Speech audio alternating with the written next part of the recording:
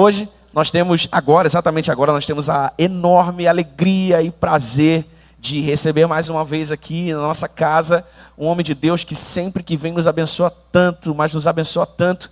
É alguém que nos inspira, é alguém que nos ensina, é alguém para quem nós olhamos. Irmãos, eu não sei se você consegue perceber isso, eu acredito que sim, mas nós estamos vivendo nesse tempo histórico da humanidade, provavelmente, a maior crise de liderança, a maior crise moral que nós já vimos até a nossa geração presente. Então, quando nós encontramos homens de Deus, mulheres de Deus, em quem nós podemos mirar, com quem nós podemos aprender, que são exemplos, são modelos de Cristo para nós, nós precisamos honrar, nós precisamos sentar e aprender mesmo, abrir a boquinha para receber o alimento. E esse pastor querido que nós amamos tanto nessa casa hoje, ele é uma dessas pessoas que nós amamos e honramos. E quando eu convidei ele, falei para ele: pastor, o senhor tem a prioridade na agenda. O senhor, sábado à noite, domingo de manhã, domingo, quando o senhor puder, a gente quer o senhor lá. Então eu queria que você desse o maior e mais caloroso aplauso que você puder. Pastor Jason Luiz, vem para cá, pastor. Aplauda Jesus bem forte, igreja. Mais forte, irmãos, mais forte. Jesus é bom, tem nos dado essa oportunidade tão incrível. Vamos aproveitá-la. Glória a Deus, glória a Deus. Pastor, o senhor está em casa, fique à vontade com relação ao tempo. O senhor faça o que o senhor quiser aqui, o senhor tem carta branca. Tá bom, vamos orar, queridos. Senhor, muito obrigado por essa oportunidade tão preciosa. Nosso coração e mente estão abertos para receber do Senhor aquilo que o Senhor tem para nós. Obrigado, Pai, por nos edificar tanto, todas as vezes que o pastor Jason vem aqui. Eu sei que mais uma vez será um tempo de edificação espiritual profunda e nós estamos gratos ao Senhor por isso. Que o Senhor nos abençoe, Pai, é o que nós desejamos e oramos em nome de Jesus. Amém. Fique à vontade, pastor. Paz, queridos, paz de Jesus. Depois dessa apresentação fica difícil, irmãos, fica difícil. Não é? Pesa a responsabilidade nos ombros, mas eu não posso negar que é uma alegria estar aqui. Eu estive aqui já muitas vezes, nem lembro quantas, não é? Desde que morava no exterior e vinha, e os amigos apresentaram, nem sei como eu vim a primeira vez. Deve ter sido o pessoal lá de Cléo, não foi? Não. Alguém indicou, não é? E vim, e que bom, sempre gosto de estar aqui. Às vezes não consigo vir com minha esposa, hoje vim com ela, com a Ângela, que está aqui comigo hoje. E a gente está tendo culto lá agora também, mas eu passei na igreja para vir para cá e trouxe ela comigo. E louva a Deus, 45, quando eu soube dos 45 anos, imediatamente me veio à mente a vida de Caleb, né? Quando Caleb, depois que eles entram na terra prometida, ele fala para Josué: Josué, eu estou com 85 agora, eu tinha 40, fazem 45 que a gente entrou nessa empreitada e chegamos aqui agora. E ele usa uma expressão que é até difícil a gente acredita porque está na Bíblia, né? Mas ele diz: estou com a mesma energia, com a mesma disposição, entendeu? E a gente vê 45 anos de história, né? Pessoas passaram por aqui, alguns se foram, não é? E é uma história longa de vida, mas uma história que, por outro lado, pode estar apenas recomeçando agora. Eu fiquei muito feliz por ver esse vídeo e ver a disposição da igreja por uma renovação, no sentido de novos. São valores que precisavam ser revitalizados, né, para levantar o nome de Jesus, para expandir o reino de Deus. A gente nasceu para isso. Falei hoje de manhã na nossa igreja lá, que a igreja é a única organização na história que não tem o risco de falir. A Petrobras pode falir, né? E tantas outras organizações grandes e poderosas. A ONU pode fechar, mas Jesus, em Mateus 16 e 18, ele disse para Pedro, quando Pedro falou: tu és o Cristo. Ele falou: e sobre essa declaração, essa rocha que você está dizendo que eu sou o Cristo, eu edifico a minha igreja, e carimbou: as portas do inferno não prevalecerão contra ela. Por isso que o hino que cantamos não é tão apropriado. A perseguição não parou a igreja. Quanta coisa a igreja já passou, quanta coisa essa igreja já passou. e nós estamos de pé, nós estamos firmes, somos uma demonstração de que o Senhor está conosco. Então, louvo a Deus por ter sido convidado para estar nessa ocasião aqui e poder ministrar a palavra do Senhor. E quando falou dos voluntários, não é? Às vezes você que é um voluntário, ou você que é membro da igreja, ou está visitando hoje, você acha que a igreja, o crescimento da igreja, a expansão do reino, está nos ombros dos pastores, dos líderes. E é claro, há uma carga maior naqueles que lideram, porque nós temos que levar adiante as pessoas, temos que encorajar quando às vezes nós estamos precisando de encorajamento, né? Temos que cuidar quando estamos feridos. Então, é um trabalho difícil que o Senhor nos honrou, é uma responsabilidade também, mas a igreja do Senhor, ela caminha no meio, através dos anônimos. Quando você lê Atos capítulo 2, 3, 4, você vai vendo como a igreja se movia, e era uma igreja, irmãos, que ela nos anula completamente nas desculpas que nós usamos. A gente às vezes diz assim, o nosso templo que não é bom. Eles não tinham um templo. Como não tem um templo? Você não sabe. É o nosso nome, o nosso nome tem alguma conexão, eles não tinham nome. Qual o nome da igreja primitiva? A gente apelidou de primitiva por causa do tempo, mas não tem nome. Qual era o nome da igreja? Que faixa eles tinham? Que placa na frente? Eles não tinham. Aonde se reuniam? No templo, era um lugar sagrado demais para eles, então eles não podiam se reunir ali, então faziam o que podiam no pátio e nas casas, e foram crescendo. Aí você diz, não, faltava uma estrutura. Que estrutura? Nós às vezes reclamamos que não temos uma estrutura. Qual era a estrutura da igreja primitiva? Então quando você olha e diz, como essa igreja cresceu? É porque eles entendiam, nós dependemos só de Deus. E os anônimos iam fazendo o trabalho deles, e você não sabe da história. Enquanto eu vinha para cá, estava lembrando Marcos capítulo 14, quando Jesus entra numa casa, a casa de um cara famoso chamado Simão. Simão tinha sido leproso. Nessa reunião, Jesus estava com Lázaro, conforme diz os outros evangelistas, e Lázaro todo mundo queria ver, que é o cara que morreu e voltou. Quem não quer ir num culto onde tem um cara que ressuscitou? Né? Lázaro morreu e voltou. Então Jesus era famoso, o dono da casa era famoso, Lázaro era famoso, e Jesus está lá, inclinado à mesa para comer. Uma mulher vaza a segurança, ela consegue passar, uma mulher de conduta questionável, e ela entra na casa, e ela traz um vasilhame que também era famoso. O vasilhame era famoso, que era como se fosse madrepérola hoje, e o perfume que estava dentro, a essência, vinha do alto do Himalaia. Então era um perfume caro que custava 300 dias de trabalho. Imagina você trabalhar, se você ganhar um salário mínimo, coloca por dia quanto é que você ganha, e multiplica por 350, 360. Tira os sábados que eles não trabalhavam.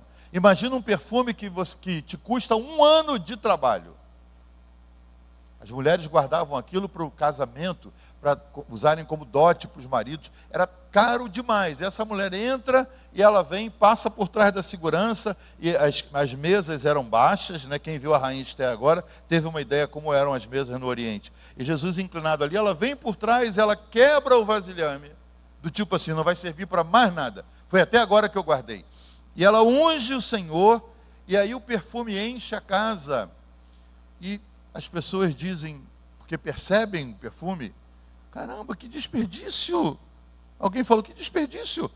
Podia se vender esse perfume por 300 dinheiros e dar aos pobres. Sempre há alguém querendo arranjar o que fazer com a nossa adoração. Sempre alguém tem uma outra coisa aparentemente mais interessante. Podia se dar aos pobres. E Jesus diz assim, por que vocês estão molestando essa mulher? Ela fez o que ela podia. O que faz o voluntário, irmãos? O voluntário faz o que ele pode.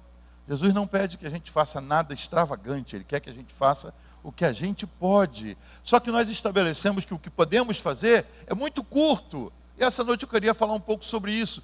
Como nós, Igreja do Senhor, eu e você, sem títulos. Qual o nome dessa mulher? Alguns evangelistas arriscam, mas outros dizem que é uma segunda história. Mas o Senhor não falou o nome dela. Ela entra para a história como uma anônima que o Senhor disse, Enquanto a história existir, vamos falar dela. Eu estou falando dela aqui hoje como prova disso. Essa mulher ficou famosa no mundo inteiro por causa de uma atitude dela. Foi além do que os outros foram. Passou dos músicos que estavam ali, do dono da casa, e ela vai, numa atitude de adoração ao Senhor, ela entrou para a história. Nós estamos sendo desafiados pelo Senhor a entrar para a história.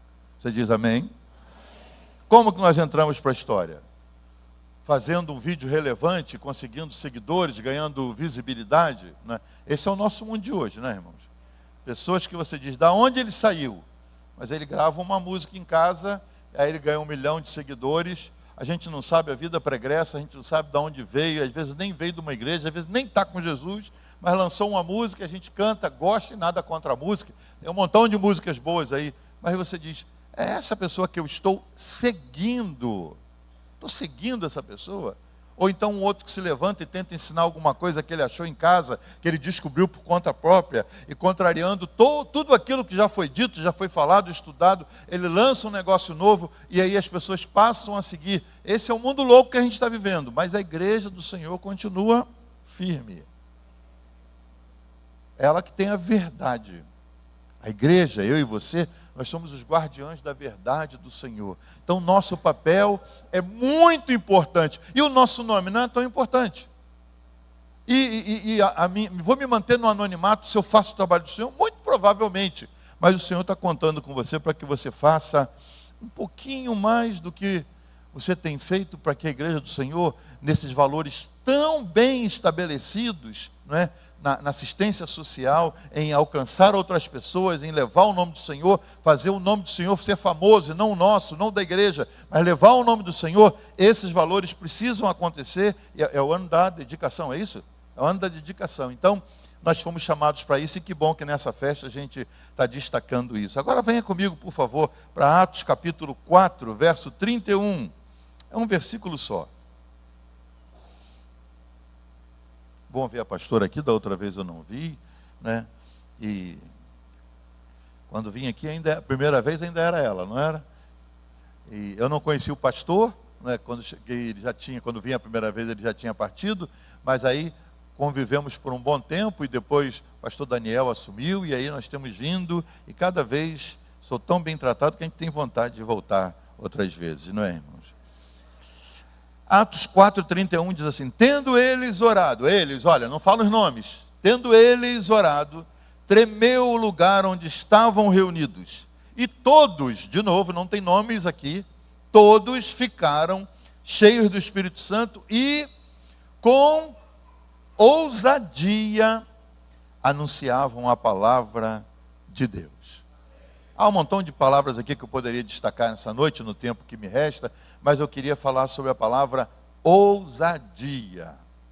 Ousadia. O que leva a igreja adiante, irmãos, é a ousadia. Nós somos ousados. A gente se mantém de pé quando um montão de gente já caiu. A gente continua falando quando um montão de gente já calou. A gente continua falando da verdade quando o mundo está envolto em mentira. Nós somos ousados. E a igreja, o texto diz que eles orando, o lugar tremeu, foram cheios do Espírito Santo e com ousadia, já que tinham sido cheios pelo Espírito, como nós fomos, eles anunciavam a palavra de Deus. O que significa a palavra ousadia? Não sendo bíblico, sendo técnico, a palavra ousadia ela tem significados opostos. Por exemplo, a palavra ousadia pode ser traduzida como audácia, arrojo, ir adiante, fazer o que ninguém fez, dar um passo que ainda as pessoas estão pensando se fazem ou não. Isso é a primeira tradução, audácia, arrojo. Mas ela também é traduzida, está no nosso dicionário, como imprudência, atrevimento. Teve o atrevimento de pular da ponte. Teve a ousadia de cruzar o sinal vermelho. Não é uma boa tradução, não é um bom significado. Mas vamos ficar com o primeiro deles. Audácia, arrojo. Essa palavra aparece um montão de vezes na Bíblia. Olha, apesar do risco, a Bíblia nos incentiva a ter espírito de ousadia.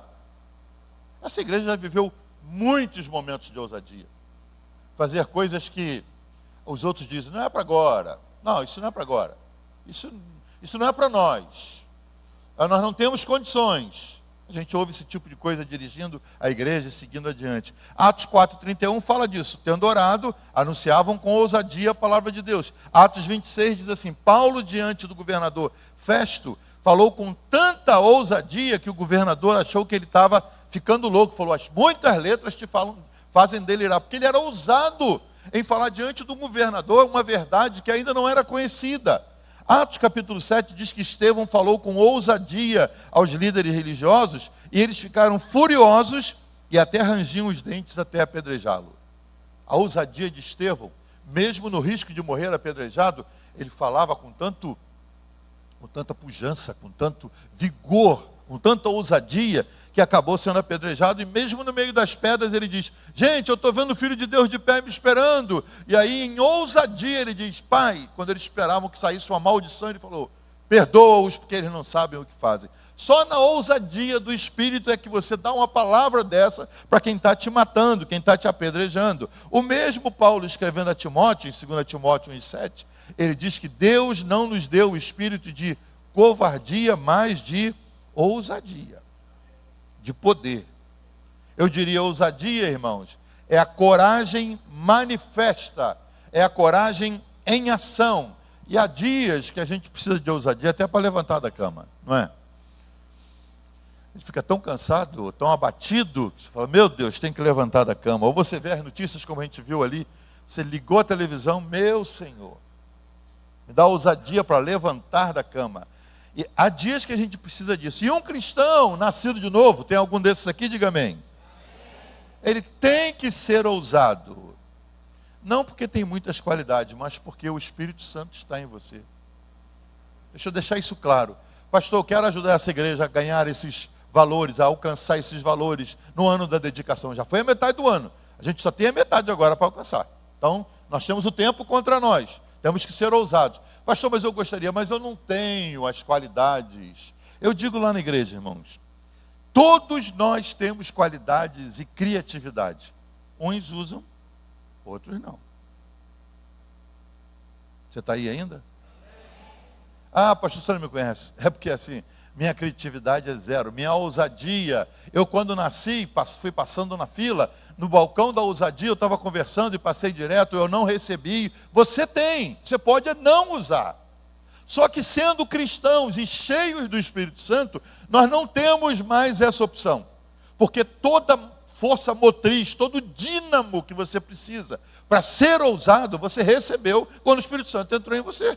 E você faz loucuras. A igreja faz loucuras em Deus. Nós, por termos o Espírito Santo em nós, sendo nascidos de novo, nós podemos falar com ousadia, fazer com ousadia, alcançar coisas com ousadia. E ousadia é algo que nós necessitamos, irmãos, em todas as áreas da nossa vida. Deixa eu te dar um exemplo.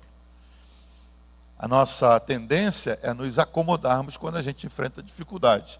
Por exemplo, em casa. Como é que está a sua casa? Está apertado, pastor. A família cresceu. Quando eu me casei, eu aluguei um apartamentinho de 1 quarto, mas aí veio o primeiro filho, a gente se animou, veio o segundo. E aí, estamos no primeiro apartamento ainda, com 1 quarto, a coisa está apertada. Mas a gente vai levando. Isso não é a frase de alguém ousado, irmãos. Isso é a frase de alguém que acomodou. Desculpa aí se eu estou mexendo no seu brio, talvez eu tenha vindo por isso. A gente se acomoda, e a acomodação é o avesso da ousadia. A acomodação parece até uma qualidade. A gente se vira. Mas nós não fomos chamados para nos virarmos. Nós fomos chamados para ser ousados. Está apertado, família cresceu, o bairro ficou ruim, mas vamos levando. No trabalho, não é o que eu gosto. Você acha, quando pergunta a uma pessoa, trabalha onde? A companhia tal. Quantos anos? 32 anos. Já estou para me aposentar. Rapaz, você ficou esse tempo inteiro, é o que você gosta muito. Detesto. Foi a vida inteira. Coisa pior era acordar de manhã para ir para aquele trabalho. Não é o que eu gosto, não é o que me preparei, mas o que é isso, irmão? O que é isso? Acomodação. Acomodação. Você não precisa estar pulando de um emprego para outro, porque não descobriu ainda o que você faz. Mas você ficar no trabalho, eu sou pastor há 36 anos.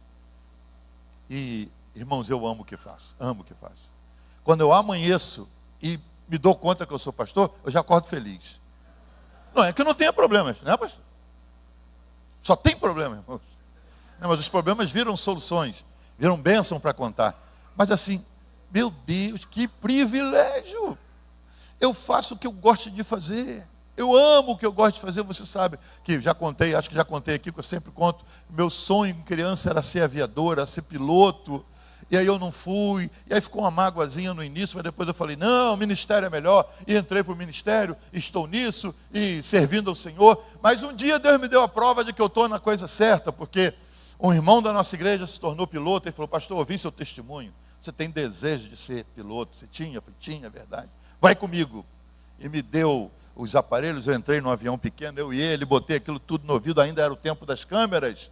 E aí fomos e subimos lá na Flórida, subimos, dia lindo. E quando nós subimos assim, eu comecei a fotografar. Olha o sonho de infância, olha, realizando. Eu ia batendo foto. E aí ele subiu, deu uma volta na cidade assim, voltou e pousou. Quando ele está descendo para pousar, aí eu olhei assim para ele, como assim, aí ele, sim.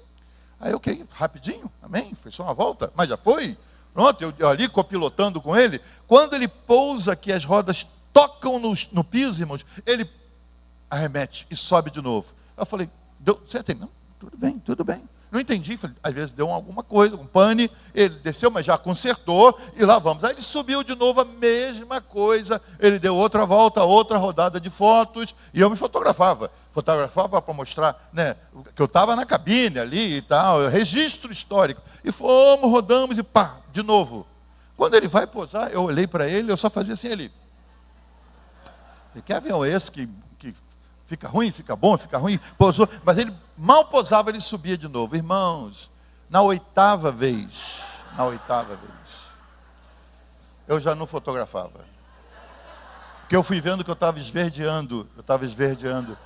E sangue de Jesus, que profissão horrível, que doideira isso, coisa ruim. E aí, quando ele parou, eu saltei, a alma ainda ficou lá no avião, e eu procurando o chão, e levei meia hora para achar meu carro. Ele falou, ei pastor, gostou? Eu falei, de quê? Ele falou, e aí, pilotar um avião, como é que é? Irmãos, eu saí dando graças a Deus, dizendo, Senhor, obrigado por cada irmão que já me esculhambou, por cada gabinete que eu fiz, por cada luta que eu passei no ministério, Senhor. Isso aqui não é nada, porque ser piloto, que piloto eu seria, irmãos, entediado. Ninguém ia me aguentar nas mensagens, nos voos, porque de tanto tédio que eu ia encarar. Deus me deu o privilégio de fazer o que eu gosto. Então, do que eu já tenho isso a favor, eu gosto do que eu faço. Mas às vezes você não gosta do que faz. E você tem até a chance de mudar de profissão. Mas o que falta? Falta ousadia para... Eu vou tentar outra coisa. Eu vou fazer um curso. Eu vou sair disso. É disso que nós estamos falando. A gente se acomoda no trabalho, em casa, no ministério. Você pergunta a um pastor, como é que está? Não está como a gente gostaria, mas Deus tem abençoado. Eu nunca ouvi um pastor dizer assim, Deus tem nos amaldiçoado. Não, Deus sempre abençoa. Mas às vezes o coração dele está insatisfeito, querendo mais de Deus, querendo ousar mais. Mas a gente se acomoda. É típico. A gente se acomoda. A gente se acomoda num casamento insosso. A gente se acomoda. Não estou dizendo que é o meu. É uma delícia. Glória a Deus. 48 anos juntos, irmãos. Olha. Glória. Vale até um aleluia, não vale? Mas você às vezes pergunta para alguém, como é que está? Não estou muito bem não. Estou muito bem não, pastor. Mas dá para levar. Dá para levar o quê, irmão? Dá para levar para onde? Na acomodação você não tenta mudar, você precisa de ousadia, não é só algo para a nossa vida espiritual. Nós somos movidos por ousadia, é a ousadia que faz você dar um passo quando você não viu o piso ainda. Né? Os pregadores de hoje dizem, você dá o passo e Deus põe o chão. É difícil, né? Você dá o passo aqui e acreditar, Deus vai pôr o chão. Mas se não tiver ousadia, você não vai adiante, você não consegue nem cantar a canção rompendo em fé, você não rompe. Por quê? Porque a gente se acomoda e a gente acha que é assim mesmo, não dá melhor não. É o que Deus tem para mim, mas nós não fomos chamados para viver assim, para nos acomodarmos, mas sim para rompermos. Mateus capítulo 14, 22 diz, e de 12 homens que estavam no barco, durante uma tormenta, discípulos de Jesus, estavam ali, não previram aquela tempestade que levantou-se de repente. E aí Jesus não tinha ido com ele. Esse é um texto muito interessante, que Jesus está atendendo a multidão, e depois que Jesus multiplica pães e peixes, o Senhor alimenta todo mundo. Aí é muito estranho, porque os discípulos estão ali, e ele diz para eles assim, entrem no barco e vão para o outro lado. E ele diz, a gente te ajuda a despedir a multidão. Ele falou, não. Por que Jesus queria despedir mais de 5.000 pessoas sozinho? Jesus tem umas armações. Aí ele disse para os discípulos, vocês entram no barco, e o tom é, ele ordenou que entrassem no barco e fossem para o outro lado. Os discípulos não entenderam, mas foram. Dizem alguns historiadores que Jesus ali, quando mandou os discípulos, ele já sabia, vai vir uma tempestade. Então ele estava mandando os discípulos para eles morrerem, porque ele estava chateado com os discípulos. Então ele subiu no monte para orar, e quando ele estava no monte, ele falou com o pai, pai, deu até aqui, agora não deu mais, eles vão para uma tempestade, eles não sabem, mas eu sei que vem uma tempestade. Aí ele falou, mas eu não sei se é o melhor que eu fiz, olha só, irmãos. Aí Deus falou, então corre lá, porque a tempestade vai matar. E por isso que Jesus foi correndo por cima d'água, para poder chegar a tempo de poupar os discípulos. Mas a versão original diz que Jesus foi andando sobre as águas, e já era noite, madrugada. Eles desesperados não sabiam o que fazer, e aqui eu começo a entrar na sua veia, quero achar a sua veia para ministrar isso. Eles estão no barco, e aí desesperados não sabem o que fazer, mas o barco parece que é o único lugar seguro no meio de uma tempestade sobre o mar. Eles estão morrendo afogados, ou vão morrer, de alguma maneira vão morrer, não sabem onde ir, mas se agarram a um barco primitivo. Quem já foi em Israel sabe o estilo de barco que estamos falando, a gente navega no Mar da Galileia nesses barcos, é um barco primitivo, é um barco que não tem as garantias de hoje, eles não tinham os coletes que nós temos, eles estão no barco, e aí naquele desespero da madrugada, escura a noite, chuva caindo, relâmpagos, e o barco balançando nas águas, e aí Jesus aparece andando sobre as águas.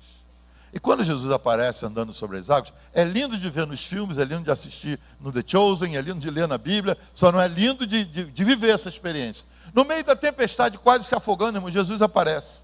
Os discípulos, nós estamos falando aqui dos pagãos, os discípulos que andavam com ele, eles gritam, é um fantasma.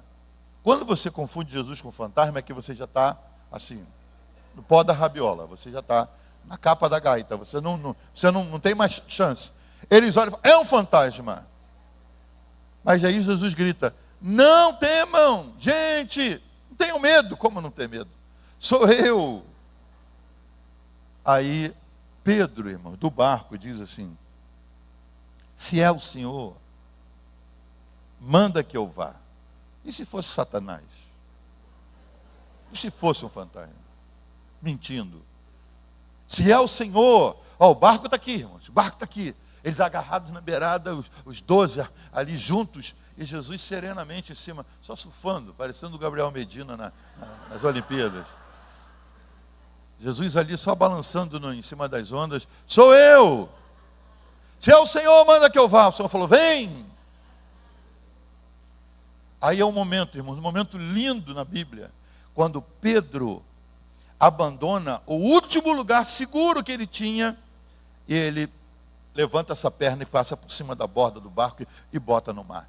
Os outros ficam loucos, mais loucos ainda, porque ele diz, o que você vai fazer? Eu falei, eu vou. Mas se você for, você morre, eu morro lá e eu morro aqui, eu morro de qualquer maneira.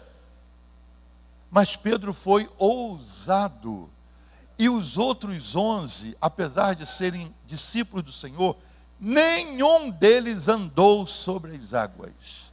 Quando a gente prega sobre o homem que andou sobre as águas, todo mundo já sabe, vai falar de Pedro. Ninguém quer saber de João, se foi Tiago, foi Pedro. Por quê? Porque Pedro foi ousado. Se você quer ir, ouça isso, se você quer ir onde ninguém foi, então saia de onde ninguém quer sair.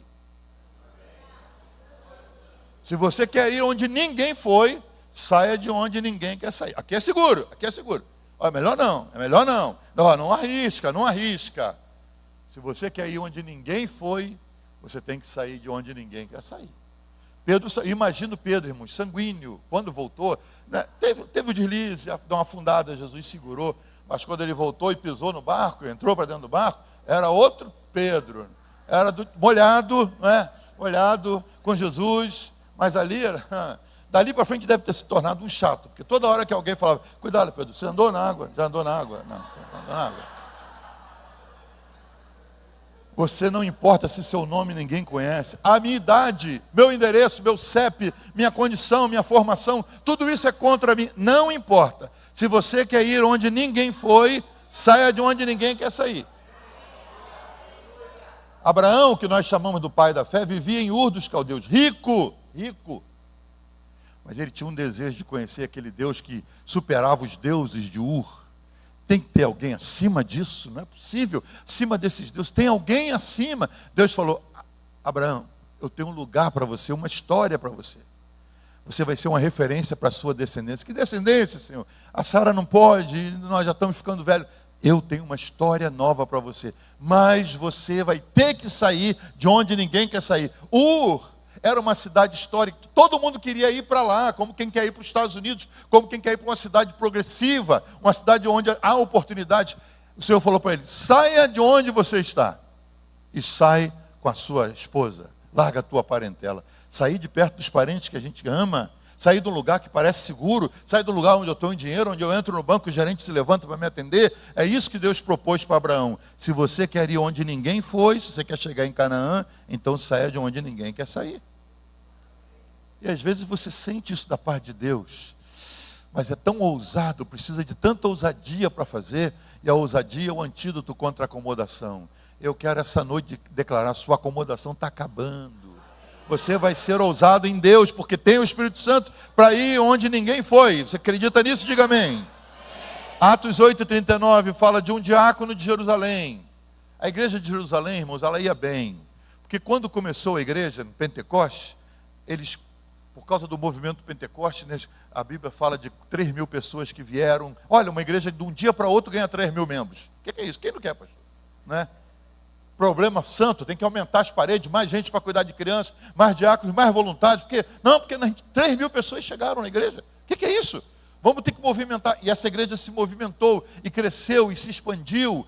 E aí aparece um homem chamado Saulo, e ele vem perturbando, ele arranjou cartas, ele prendia, porque no coração dele, aqueles crentes eram impostores, estavam dizendo que o Messias tinha vindo, e ele estava esperando, e ele não entendeu, o Messias não veio, eu vou tirar esse pessoal da linha. E ele pegou as cartas e ele saiu prendendo. Ele diz depois, nos seus testemunhos, que ele prendeu mulheres e crianças e os arrastava para a prisão. Ele era o terror de Jerusalém. E a Bíblia diz em Atos 8:1 que a igreja se desbaratou. Aquela igreja grande, poderosa, cada um para um lado. Tinha um sujeito lá, diácono, feliz da vida, porque ele tinha sido um diácono, reconhecido, uma igreja tão grande, só tinha 7 diáconos, ele foi chamado. Ele chamava Filipe. E Filipe estava ali, mas com a perseguição, ele ficou com tanto medo que ele falou, vou para um lugar onde ninguém me acha. Para onde eu vou? Vou para Samaria. Porque nenhum judeu vai a Samaria buscar ninguém, porque ninguém gostava de Samaria. Ele foi para Samaria. Em Samaria, na unção do Espírito que ele recebeu lá em Jerusalém, ele prega aqui, prega ali, numa esquina, numa barraca de caldo de cana, ele vai falando aqui e ali, ele começa a juntar gente, e Jesus tinha passado por lá. Em João 4 fala que Jesus foi lá e ganhou a samaritana. Então tinha uma pequena célula, um grupo de vida, alguma coisa que já acontecia lá, e esse grupo começou a crescer, e Filipe começou a expulsar demônio, e orar, e as pessoas foram sendo cheias, e os milagres acontecendo. Aí ele começou a gostar, caramba, vim para o lugar certo. Ele teve a ousadia de fugir de Jerusalém, e em Samaria, um lugar improvável, ele estava provando de algo novo da parte de Deus. Aí ele começa a gostar. Quando ele está gostando, o Espírito Santo fala para ele, Filipe, sai daí, e vai para a estrada de Gaza, que está deserta. Gaza já era ruim naquela época, imagina agora, irmãos, estrada de Gaza. Então o Senhor falou para ele, sai daí e vai para a estrada deserta. E o que eu vou fazer lá? Eu te conto no caminho. Esse nosso Deus é maravilhoso. Ele não conta antes, irmão. Porque a gente não tem estrutura.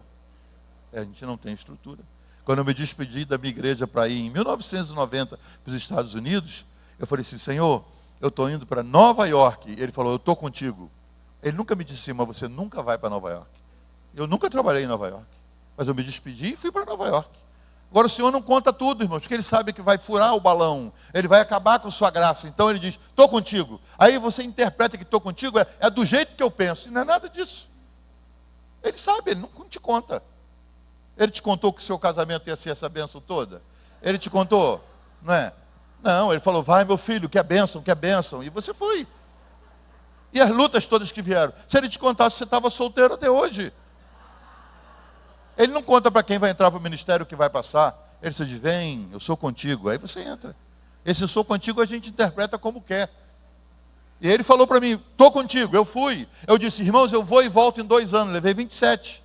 Ele também não me desmentiu, não é nada disso. Você vai levar muitos anos. Porque ele sabia que eu não tinha estrutura. Se ele me dissesse tanto tempo que eu ia passar fora. Deus não conta nada antecipado para nós. Ele só diz, vem que você vai ver.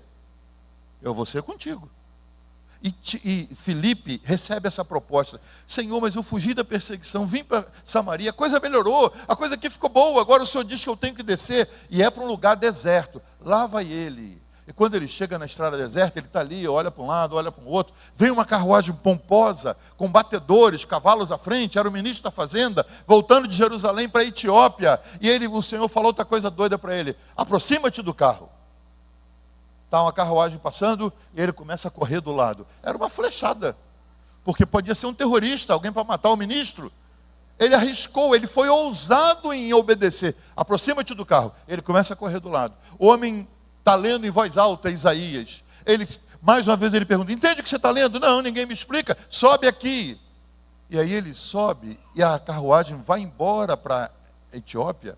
E ele não reclama, ele vai lá explicando. Até que o homem entende, e você sabe a história, ele pede para ser batizado. A hora que Filipe desce na água e batiza o etíope, a Bíblia fala que ele teve uma experiência interestelar, intergaláctica.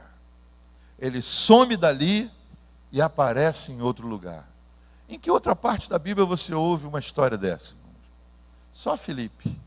Por que Filipe passou por isso? Porque ele teve a ousadia de estar onde o Senhor falou. Se você quer experimentar o que ninguém experimentou, esteja onde ninguém quer estar. Eu queria ter uma experiência pessoal com o Senhor. Você quer estar onde ninguém quer estar? As pessoas, quando contam seus testemunhos do que provaram em Deus, é porque elas estavam fazendo o que a gente não quer fazer. Estavam em lugares que a gente não quer estar. Filipe provou algo, ele foi trasladado. E só aconteceu com ele, por quê? Ele experimentou o que ninguém experimentou, porque ele estava onde ninguém quer estar. Se você quer provar algo de Deus nesse ano ainda, algo incomum, algo que você nunca provou na sua vida, uma experiência nova, você tem que se abrir para ser mais ousado e fazer por Deus o que você não fez ainda. Às vezes a gente vê um pregador se saindo bem na palavra, a gente admira, e aí quem é pregador ou tem desejo de ser um pregador diz assim, um dia eu quero ser igual a ele. Vai e pergunte a ele, eu sou fã do pastor Subirá, pastor Luciano. E um dia, analisando a história dele, irmãos, eu falo, Senhor, apesar de eu ter idade quase para ser pai dele, o que o Subirá já se dedicou a estudo, a oração, a jejum, está longe do que eu me dediquei. Então eu posso admirar. Agora, se eu quero ser o que ele é, se eu quero ter o que ele tem, se eu quero fazer o que ele faz, eu tenho que ter a mesma carga de dedicação, a ousadia para estudar, para ler, para me entregar em jejum e oração. Não basta que eu admire e como um sonho eu digo, um dia eu quero ser como ele. Há uma carreira. Eu tenho que ter a ousadia de fazer o que eu não faço. Você quer ser mais usado por Deus do que você tem sido? Diga amém. Então leia mais. Então ore mais, então se dedique mais, então fale mais do Senhor. A igreja está completando 45 anos, aqui é uma palavra para você que é membro da igreja. Não quero que você levante a mão, mas você que é dessa igreja há muito tempo, olhe para trás. Olha para a sua história aqui nessa igreja, 10 anos, 15 anos, 20 anos, 40 anos. Tem alguém aqui desde o início, 45? Temos. Desde o início. Aí a pergunta que vem agora é, e quantas pessoas estão aqui porque você trouxe? Se não vigiarmos, irmão, nós nos acomodamos. E vir para a igreja é tão bom, é tão agradável. A gente vem e a igreja é climatizada, tem uma cadeira confortável para sentar. Estamos entre irmãos, a gente aqui não tem medo do perigo do mundo, a gente aqui não tem medo de ser roubado. A gente vem até a frente trazer a oferta, deixa a carteira no lugar, deixa o celular na cadeira. A gente se sente tão seguro na casa de Deus que a gente não quer sair daqui. Mas por que então? então não trazemos outros para esse mesmo ambiente? Porque nós nos acomodamos. A gente acha, os anjos vão fazer isso, Jesus vai tocar neles, eles vão aprender o caminho da igreja. Quando esse é o nosso trabalho, se nós queremos que a igreja seja relevante, como foi dito. Se você quer experimentar o que ninguém experimentou, esteja onde ninguém está. Deixa eu tentar concluir. Eliseu recebeu o dobro da unção de Elias, e todos nós falamos disso. Senhor, eu quero o dobro da unção, eu quero a unção dobrada, eu quero isso. Mas quando você vê a história de Eliseu, irmãos, Eliseu estava lá lavrando com 12 juntas de bois, 24 bois, o terreno era ruim, ele precisava de bois para fazer sulcos, para abrir valas, antes dele lançar a semente. E ele vinha com a última junta, ele vinha ali dirigindo 24 bois, lá vem ele. Elias passa por ele, e Elias lança a sua capa sobre ele, e diz, vem comigo que eu tenho um ministério para você. A Bíblia diz que ele só pediu um tempo, ele vai então, sacrifica aquela junta de bois, ele pegou o arado, a ferramenta de madeira, e usou como lenha. Ele fez um churrascão para Elias e para seus familiares. Ele sacrificou os bois, ele sacrificou a madeira, o instrumento que ele tinha para trabalhar. O que ele estava dizendo para Deus e para os seus familiares? Eu não vou voltar mais para cá. Eu estou sacrificando para o Senhor porque eu estou aceitando o chamado de Deus para a minha vida. Se você quer ter o que você nunca teve, você tem que entregar o que você não entregou ainda. Eu quero isso de Deus. Eu quero isso de Deus. Eu quero. Você tem que entregar o que você nunca entregou. Uma cena que me marcou no dia que embarquei com minha família, em maio de 1990, tem gente aqui que nem tinha nascido. E minha mãe é muito emotiva. Hoje ela já não está com a memória tão ativa, mas minha mãe, muito ativa, compositora, dirigia o conjunto da igreja. Eu crescia acompanhando ela. E nesse momento eu sabia, minha preocupação é minha mãe. Nós fomos para o aeroporto, ela foi também. E no aeroporto eu olhava e ela não chorava. Ela não chorava. E teve uma hora que eu não aguentei, todo mundo chorando, a gente chorando. Eu fui para ela e falei, mãe, você pode chorar, mãe, você pode chorar. Porque eu estava me despedindo para ir embora com a esposa e com 2 bebês que eu estava levando. E aí ela falou, eu não vou chorar. Eu falei, por que você não vai chorar? Ela falou, porque quando a gente dá um presente, a gente sorri, a gente não chora. E eu estou dando o meu melhor presente para Deus. Então eu vou, depois que você entrar naquele avião, eu vou me acabar. Mas agora eu estou dando o meu presente para Deus, eu não vou chorar. E ela não chorou. Ela se aguentou ali.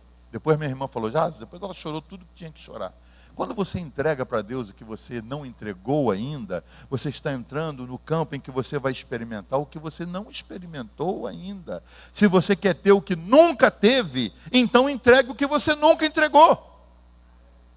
Está me entendendo? Tem coisas, irmãos, que mesmo com 45 anos de vida espiritual, você não entregou para Deus. Às vezes é sua área financeira, você não entregou.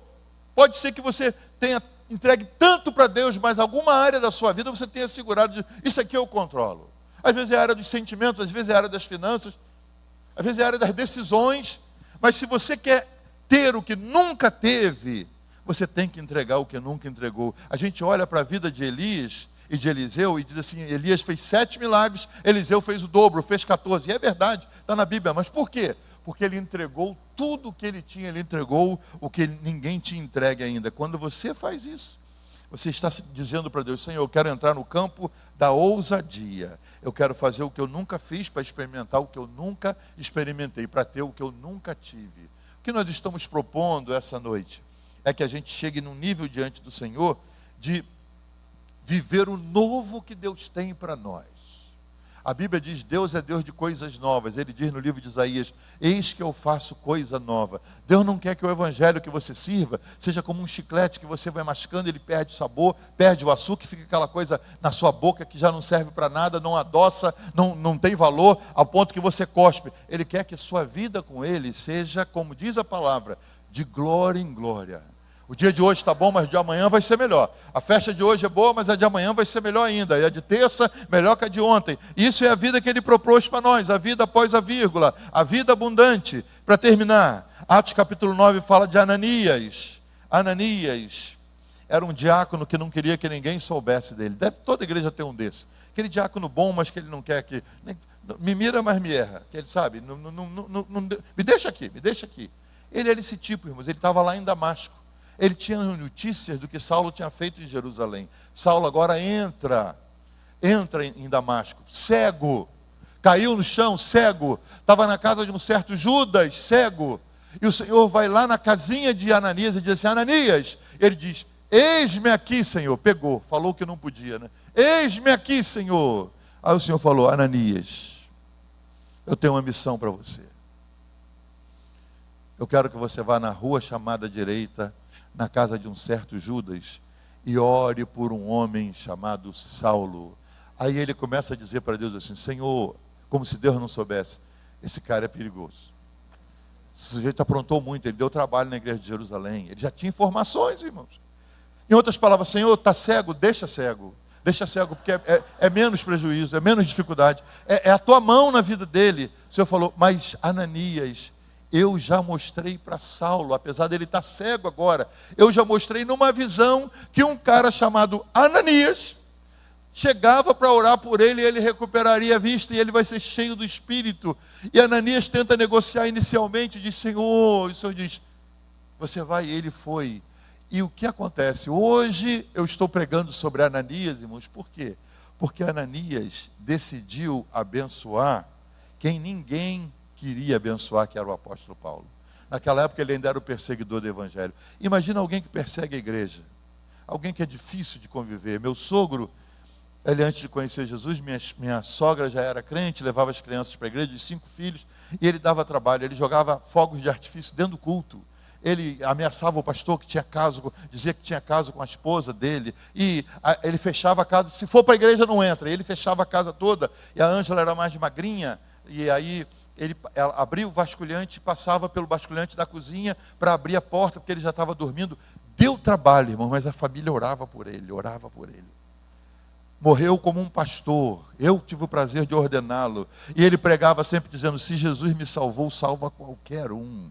Aquele que hoje você acha que é uma pedra no sapato da igreja, que incomoda o evangelho, Deus está de olho nele, mas se você não se dispuser a sair do seu lugar para ir abençoar aqueles que todo mundo está amaldiçoando, você não vai experimentar o que Ananias experimentou. Quando Deus falou: Ananias, eu quero que você vá, ele podia dizer: não, chama outro, mas ele se levantou e foi, e hoje nós estamos falando a respeito desse homem. Você quer ser uma referência? Independente de estar na internet ou não, no Instagram ou não, abençoe quem ninguém quer abençoar. Semana passada me ligaram e disseram: pastor, você pode orar por um rapaz de 17 anos. A namorada cortou o namoro com ele, ele pulou do 3º andar, está todo quebrado. Falei: onde ele está? Está no hospital. Não é da minha igreja, eu não conheço a família, ele é de Guapimirim. Mas eu falei: eu vou lá visitá-lo. Fui lá no Salgado Filho, irmãos. No meio da minha agenda complicada, eu fui lá. Cheguei lá, o rapaz dava pena de ver, bonito, todo quebrado, todo entubado.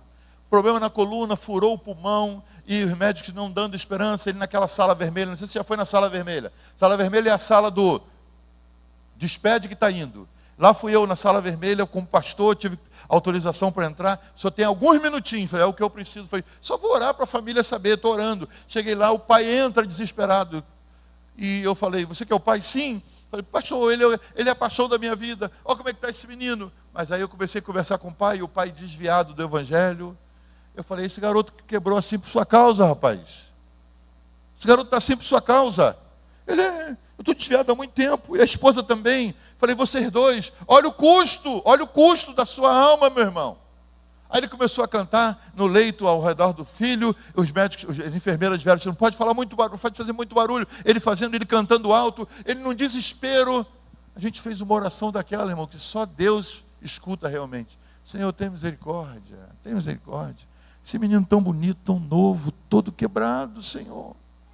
Sem esperança, de acordo com os médicos. Oramos, ele volta para Jesus na mesma hora. A esposa volta, depois que eu fui embora, a esposa chega, aceita Jesus, chama um capelão que estava por ali: não, nós queremos aceitar hoje. Aceitaram Jesus os dois, e aí eu falei: cumprimos o propósito. No dia seguinte, ele faz questão de ligar: pastor, o garoto foi extubado. 3 dias depois, o garoto liga dizendo: estou indo para casa. Como que foi? Um cara todo quebrado, cheio de tubos.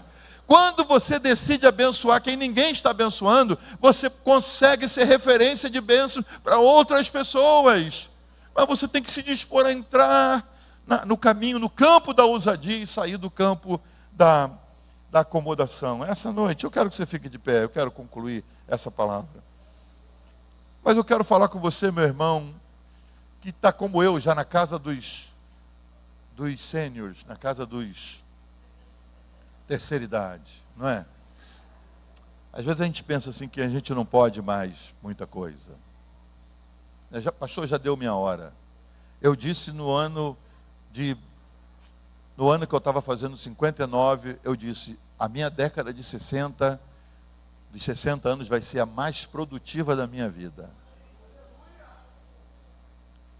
E já comecei fazendo 60 anos em Jerusalém. Eu estava lá em Jerusalém no dia. Quando eu cheguei em Jerusalém, que eu olhei a cidade do grande rei, falei, obrigado, Senhor, está se cumprindo. Estou cumprindo 60 anos na cidade de Jerusalém.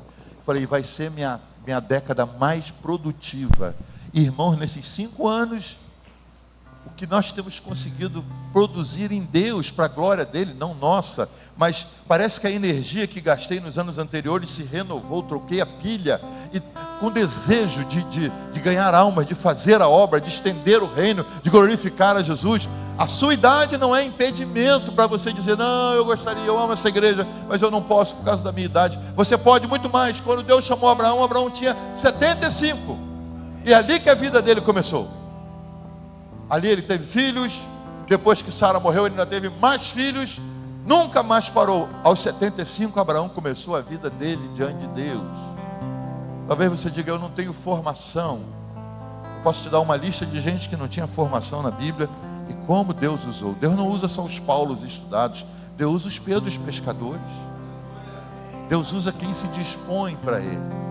E essa é a noite da disponibilidade, em que você vai dizer, Senhor, o Senhor conhece minhas condições. O Senhor sabe que eu não sou o mais dotado. Eu sou como Davi, o 8º da casa. Davi foi tão negligenciado que nem foi chamado para o jantar. E era uma ocasião tão importante quando Samuel chegou. O pai se esqueceu dele, que estava lá no campo.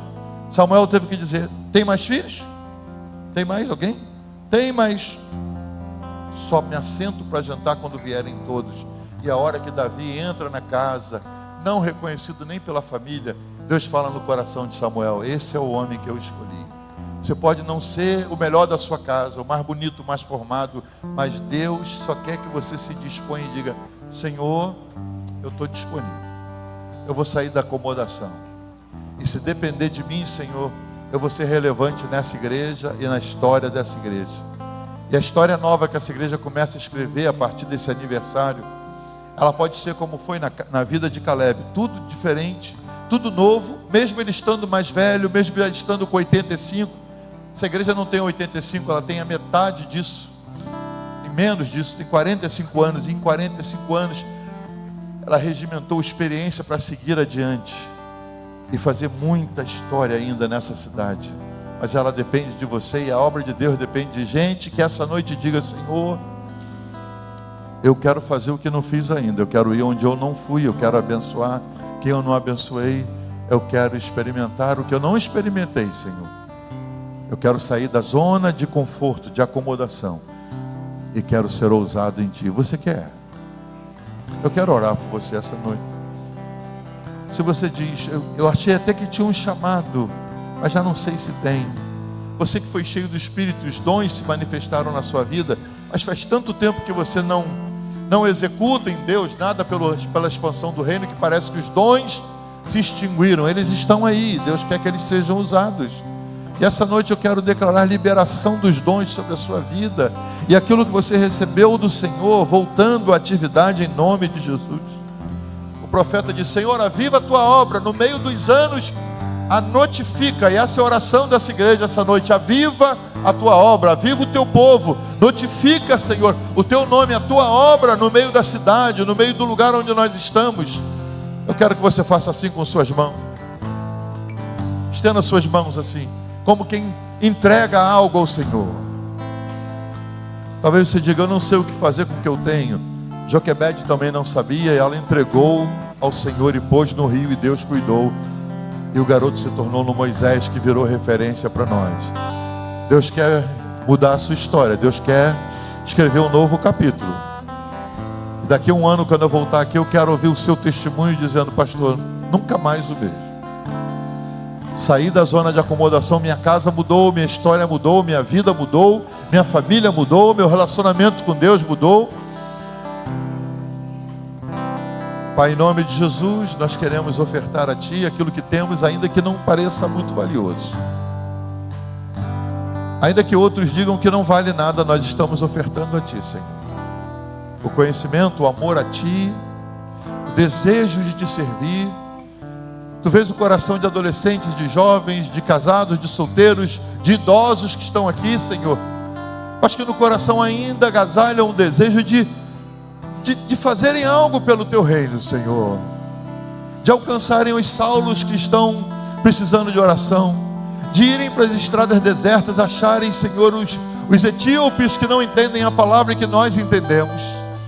Que precisam se mudar de um lugar para outro, Senhor, para que façam a Tua obra acontecer. Deus, em nome de Jesus, nessa noite, nós queremos rogar, ó Espírito de Deus que está nesse lugar. Espírito de Deus, desce sobre essa congregação, sobre nossas vidas, Senhor, e ativa os dons que estão guardados e que não têm sido usados, Senhor. Aquele que canta, aquele que fala, aquele que anda, aquele que profetiza, Senhor, aquele que lê, que aquilo que guardou, que aprendeu, que recebeu, não seja mais guardado. Nós não somos represas, nós somos como um rio, Senhor. Tua palavra diz: se alguém crê em mim, rios de água viva brotarão do seu interior. Esse rio precisa sair pelos olhos, precisa sair pelas mãos, precisa sair pelos lábios, Senhor. Rios de água viva que sejam palavras a outras pessoas, que sejam visitas a outras pessoas, que sejam abraços a outras pessoas. Senhor, eu declaro que esses rios vão romper hoje, Senhor.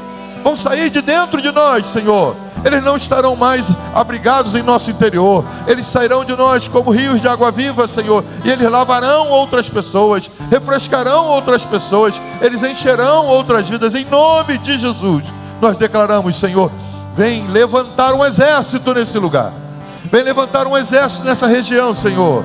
Pai, que essa região ao redor dessa igreja, que as cercanias, que as ruas, a vizinhança, Senhor, que os bairros vizinhos sejam impactados pela presença dessa igreja. Não pelo prédio, Senhor, mas pela igreja viva que se reúne aqui, que conhece o Senhor e que tem disponibilidade, Senhor, está disposta a ir aonde não foram, a fazer o que não fizeram, a experimentar o que não experimentaram até agora. Em nome de Jesus, em nome de Jesus. Diga comigo, em nome de Jesus. Deus pode contar comigo.